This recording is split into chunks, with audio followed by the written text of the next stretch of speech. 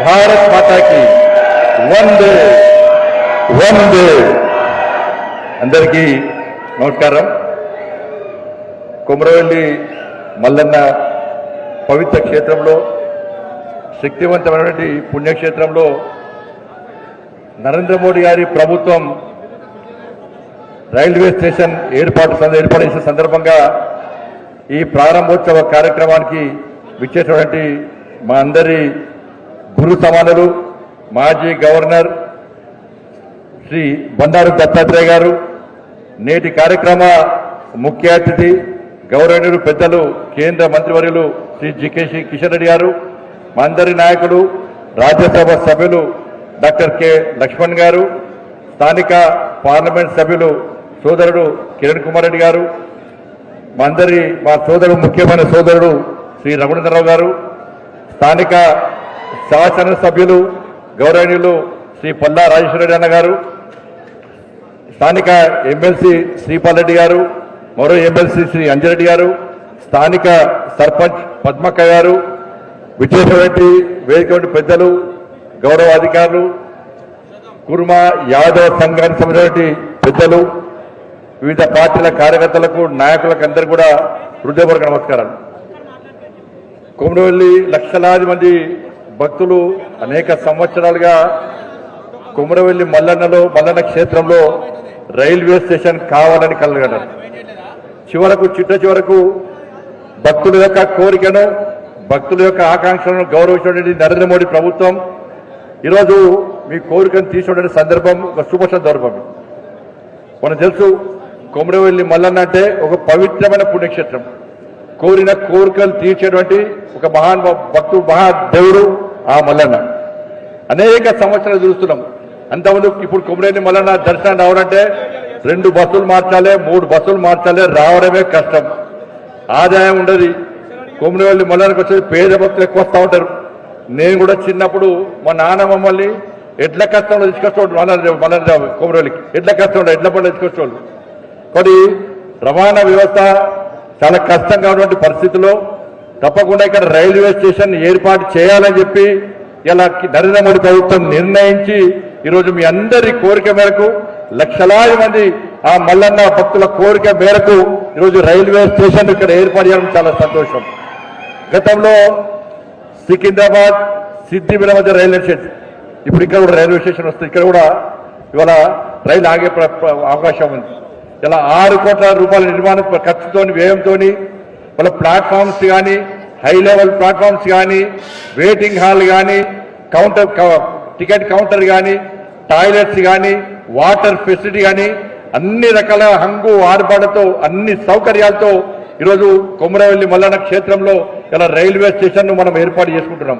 ఇక్కడ ఒక సామెత ఉంది, దేవుని దగ్గరికి పోవడం సులభమైతే భక్తుల్లో కూడా భక్తిభావం పెరుగుతుందన్నటికి విశ్వాసాన్ని నమ్మే భక్తుల్లో కూడా ఇంకా భక్తిభావం పెంచాలని చెప్పి ఒక ఆలోచనతో నరేంద్ర మోడీ గారి ప్రభుత్వం ఈరోజు ఈ కొమరవెల్లి మల్లన్న క్షేత్రంలో ఈ రైల్వే స్టేషన్ ఏర్పాటుకు ఇలా సహకరించడం జరిగింది. కేవలం ఈ క్షేత్రంలో కాదు, వాళ్ళ గత 12 సంవత్సరాల్లో తెలంగాణలో కేవలం రైల్వే నిర్మాణంతో పాటు ఇలా రీజనల్ రింగ్ రోడ్ సహా హైవేల నిర్మాణానికి 1,74,000 కోట్ల రూపాయలను ఖర్చు చేసే ప్రభుత్వం నరేంద్ర మోడీ గారి ప్రభుత్వం. కేవలం హైవేలకే కాదు, ఎయిర్పోర్ట్ల అభివృద్ధి కోసం 1,073 కోట్ల రూపాయలను ఖర్చు చేస్తున్నాం. దేశవ్యాప్తంగా రైల్వేల అభివృద్ధి కోసం 12 ఏళ్లలో దాదాపు 23 లక్షల కోట్ల రూపాయలను కేవలం రైల్వేల అభివృద్ధికి దేశంలో ఖర్చు పెట్టే ప్రభుత్వం నరేంద్ర మోడీ గారి ప్రభుత్వం. ముఖ్యంగా తెలంగాణలో రైల్వేల అభివృద్ధి కోసం గత ప్రభుత్వం కేవలం 258 కోట్ల రూపాయలు మాత్రమే కేటాయిస్తే 2,058 కోట్ల రూపాయలు మాత్రమే కేటాయిస్తే ఈ సంవత్సరం నరేంద్ర మోడీ గారి ప్రభుత్వం ఈ సంవత్సరం 5,454 కోట్ల రూపాయలను ఈ ఒక్క సంవత్సరానికి తెలంగాణ రాష్ట్రానికి కేటాయించిందంటే 20 రెట్లు పెంచి తెలంగాణ రాష్ట్ర అభివృద్ధికి నరేంద్ర మోడీ ప్రభుత్వం రైల్వే అభివృద్ధి కోసం ఏ విధంగా కృషి చేస్తుందో ఒక్కసారి మనం ఆలోచించాల్సిన అవసరం ఉంది. గత 12 సంవత్సరాల్లో తెలంగాణలో రైల్వే అభివృద్ధి కోసం 36,286 కోట్ల రూపాయలను ఖర్చు చేస్తాం ఆల్రెడీ ఈ 12 సంవత్సరాలు. ఇక రాబోయే రోజుల్లో మరో 47,000 కోట్ల రూపాయలను ఇప్పటికే కేటాయించి అనేక పనులు మరి తెలంగాణ రాష్ట్రంలో ప్రారంభం కాబోతున్నాయి. కొన్ని పనులు నడుస్తున్నాయి. దేశంలో 7 బుల్లెట్ ట్రైన్స్ దేశంలో కేటాయిస్తే తెలంగాణ రాష్ట్రానికి 3 బుల్లెట్ ట్రైన్లను 1,50,000 కోట్ల రూపాయలు ఖర్చు చేసి ఇవాళ కేటాయించిన ప్రభుత్వం నరేంద్ర మోడీ ప్రభుత్వం. ఇలా ఎంఎంటీఎస్ ఫేజ్ 2 కానీ ఇలా ఓఆర్ఆర్ కానీ రైల్వే ప్రాజెక్టు సహా మరో 30 కొత్త ప్రాజెక్టుల కోసం ఇవాళ లొకేషన్ సర్వే పూర్తి అయిపోయింది. ఈ ప్రాజెక్టుల నిర్మాణం కోసం 84,000 కోట్ల రూపాయలను వాళ్ళ ఖర్చు చేయబోతున్నామంటే ఒక్కసారి నరేంద్ర మోడీ ప్రభుత్వానికి తెలంగాణ రాష్ట్ర అభివృద్ధి పట్ల ఏ విధంగా చిత్తశుద్ధి ఉందో ఒక్కసారి మనం ఆలోచించే అవసరం ఉంది. కాబట్టి దాంతో పాటు 520 కోట్ల రూపాయలతో ఇలా రైతు కాజీపేటలో రైల్వే బనాలింగ్ ఫ్యాక్టరీని ఇలా ప్రారంభిస్తున్న విషయం మనం గుర్తుంచుకోవాల్సిన అవసరం ఉంది.